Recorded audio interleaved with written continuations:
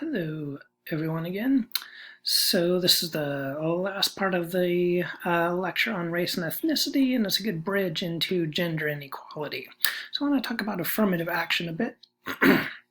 Going to focus mostly on education. This is the last part of the chapter on your book. So there's a lot of misunderstandings about affirmative action. I think I'll provide a good way to think about it here.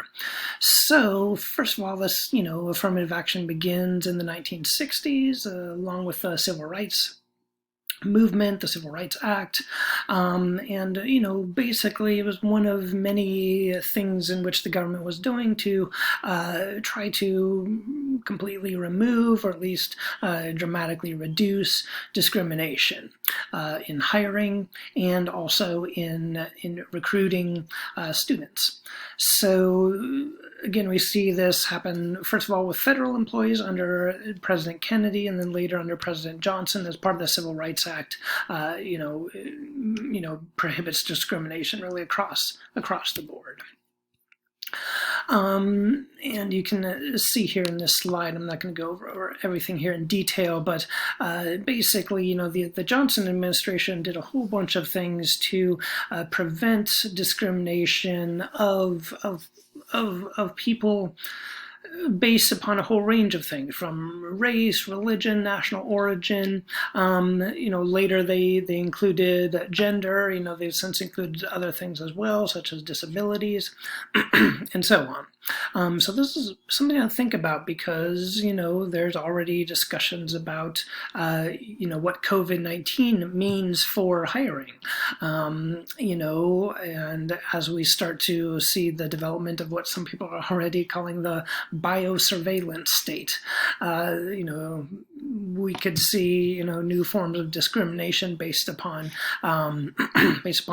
people's health, based on their genetic profile, and so on. So the Civil Rights Act is not over, or the civil rights challenges is certainly not over. Okay.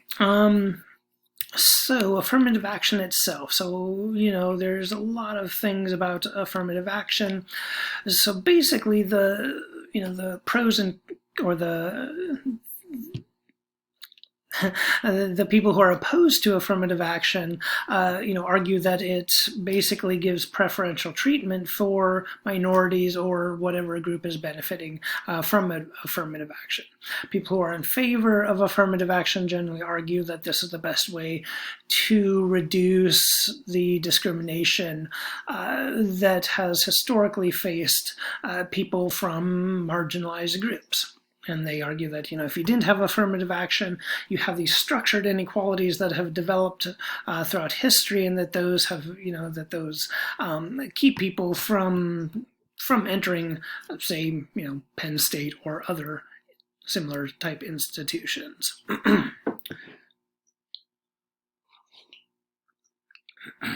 So there's different affirmative action policies for schools. And there's been, various court cases over the years. The most recent, which I won't get into, but, is worth looking into, looking at Asian Americans and ways in which affirmative action doesn't necessarily help them. As I said, I'm not going to get into that today, but I would strongly suggest you look into it. It's maybe something you could talk about on your PACBAC discussions. So something to think about. Maybe this is, a question or, a discussion topic for PACBAC. Are you in favor of affirmative action in education? This would be where I do the clickers. So first of all, I need to look at sort of the rules and look at what the history of affirmative action and education is. The first big case was in 1978, or I think one of the major cases between the regents of the University of California, basically the University of California. I shouldn't be touching my face, but it's so hard and I'm so itchy. The Supreme Court ruled that race-sensitive policies were necessary to create diverse campus environments. and was challenged by some. The big challenge, so I'll talk about this one, came from a woman named Cheryl Hopwood. She was, let's see, she was accepted to one of the Cal State, I'm sorry. She was from Bakersfield, California, I believe, and then was accepted. She went to Cal State, Bakersfield or somewhere, and then was accepted to law school at the University of Texas. And she was denied entry. And her argument was that had she not been white, she would have been accepted based upon her grades and her credentials. And she was not other than having white privilege, she didn't have a lot of privilege. She came from a poor family. She was a single mother. Her child had disabilities. So she was not, this was not some, privileged person who was just felt that they were entitled. So this was a person who had, overcome a lot of difficulties in her application. And so basically this was the first successful legal challenge to a university's affirmative action policy. So good time to look at the arguments for affirmative action. So this is coming from Michael Sandel, Harvard philosopher. He kind of lays out three main arguments. One is corrective. So this makes up for the affirmative action makes up for differences in educational background. So you have some people who are maybe live in the country, and rural schools, notoriously don't have as good a schools as, say, some suburban places, and with a lot of urban schools. And so, say some poor rural town, the people who live there are not getting the same level of education. So affirmative action may allow them to join, something like that. So let's just focus on race, because that's the main area. So looking at the ways in which, say, African Americans have had less opportunities structurally. There's been disparities between the education, the schools in different neighborhoods and cities and so on. Compensatory, this would be making up for past wrong. So this would be the idea that affirmative action would make up for slavery, would make up for discrimination and things like that. And then the diversity argument, and there's sort of two parts to this. This is that diversity is part of education.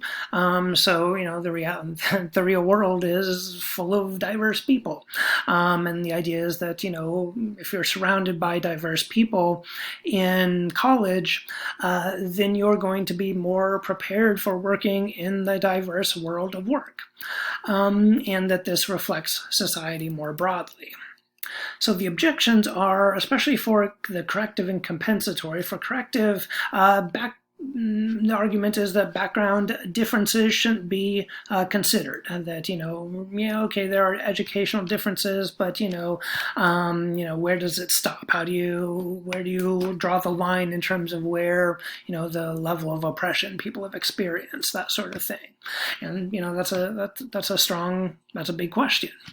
Compensatory. So in the Hopwood case, so is it fair that Hopwood, is denied admission to the University of Texas Law School because in the past, white people had enslaved black people and discriminated against black people? Is it fair for Cheryl Hopwood to pay for that? Now, it should be pointed out that, it's not clear whether... Well, okay, wait. Let me back up for a second. So in the case, Hopwood had, as what they found in the case was, they looked at the people who had been accepted, and they found that there were lower grades, that some of the people who were people of color had lower grades than Cheryl Hopwood had. And so that was one of the main parts of her argument. Okay, Now, I love asking this in the classroom. Do you believe that you are accepted to Penn State University based solely on your individual merit? And we do the clicker thing, and usually it's about 70 or 80% of students saying yes, it was all their individual merit. And that's when the systems thinkers say no one got accepted to Penn State based solely on merit alone. Now, I should qualify that. That does not mean that your merit did not matter. I like to think that all the work I've done has played some role in me getting a job at Penn State, going to the University of California, Santa Barbara, and so on. But here's the thing, especially when we're talking about admissions to Penn State, a major university. There are a lot of things that a university takes into account. So if we did it, for example, based solely on GPA, first of all, there are a lot of people with perfect 4.0 GPAs. If you recruited just on that alone, that's problematic because that doesn't pay attention to the fact that there are schools of varying quality. So a 4.0 at one school might not mean as much as a 3.0 at a different school. A 3.0 at a school that is notoriously challenging versus a 4.0 at a school that's notoriously, lower quality, bad teaching, that sort of thing, or, a high level of cheating or something like this. So just looking at grades alone isn't going to give you a precise picture of a student's ability. You have to kind of look at some of the other factors that are going on there. So the other reason why it's not just merit-based is because, first of all, there are thousands and thousands of applications. And, universities, there are way more 4.0s than universities can actually accept. And the thing is, Penn State has a lot of different departments, a lot of different programs. And so they're looking for people who, in some cases, they're looking for people who have a background in math, and in some cases in journalism, in social studies, to be future sociologists, and so on. In some cases, they're looking for good football players, good tennis players, good basketball players, softball, etc., etc. There's legacy things. I'm not sure if there are at Penn State, but at Harvard, a lot of other schools, you have legacy, people who are able to be accepted because of their parents. Excuse me. Okay. So there's a whole range of things that universities take into account. So obviously the work that you do plays a role. If you don't do good work, then you have no chance whatsoever. But there's a lot of randomness, there's a lot of luck, there's a lot of other things that go into that universities take into account, more than just things that your merits can account for. So it's really important, I think, to think in terms of systems and kind of understand this at a more system level than the individual effort level, because that's going to mislead you in terms of how organizations actually function. So we were talking about the compensatory and corrective arguments against affirmative action, which a lot of those have held up in courts. The diversity argument is the main sort of argument in favor of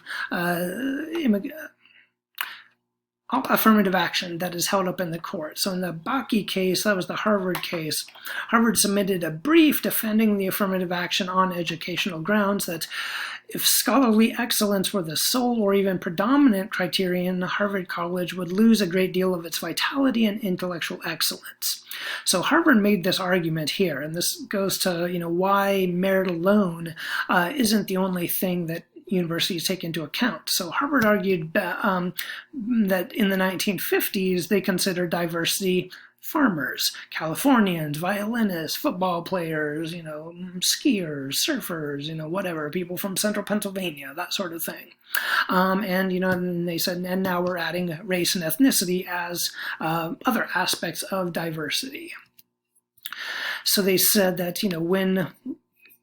when I get there, okay, when reviewing the large number of candidates able to do well in our classes, race may count as a plus, just as coming from Iowa may count as, or being a good middle linebacker or pianist. A farm boy from Idaho can bring something to Harvard College that a Bostonian cannot offer. Similarly, a black student can usually bring something that a white student cannot offer. The quality of the educational experience of all students depends in part on these differences in the background and outlook that students bring with them. So this has been kind of the main argument in favor of affirmative action. It's the diversity argument. It's not the compensatory argument or the corrective argument, although this is what a lot of people think is the main arguments for affirmative action.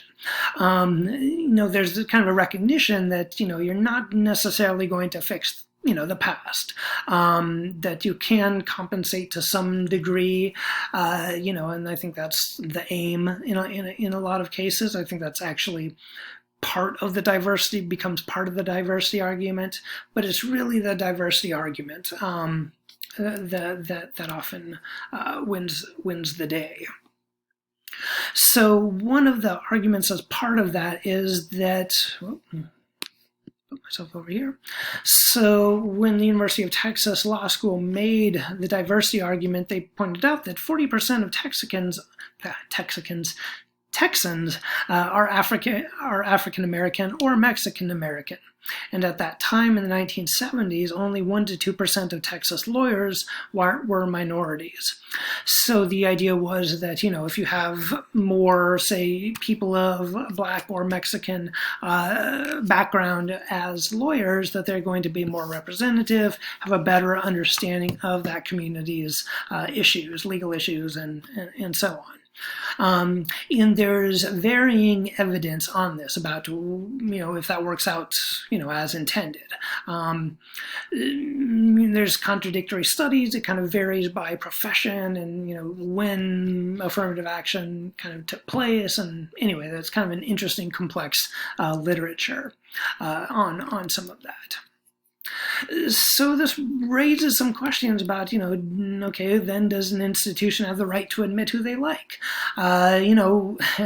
So one of the things that the University of Texas did was, they made the argument that the mission of the University of Texas is to, be representative of the state of Texas, and that's why we want future lawyers that are going to be representative of Texan communities. Well, they also made that argument back in the 1950s to support segregation. At this time, Texas companies and law firms wouldn't hire Black people, and they made the argument that, well, a lot of other organizations in Texas are segregated, so it wouldn't be good to have Black lawyers because no one would hire them. So this argument has been made in sort of the opposite way, too.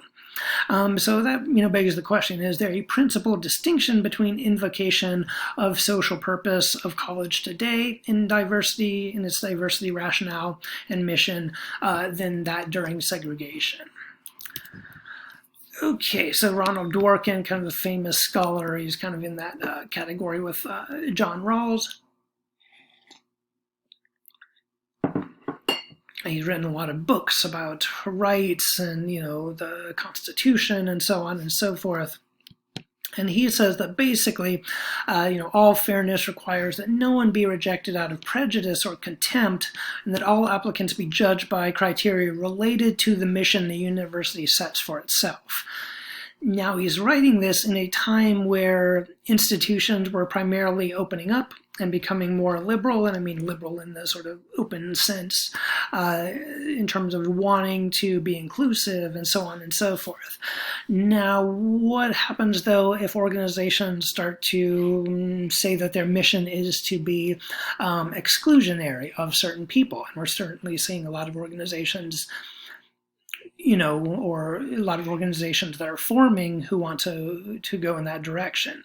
Then this reasoning becomes perhaps problematic and becomes, basically you start to see organizations that are based out of prejudice and contempt.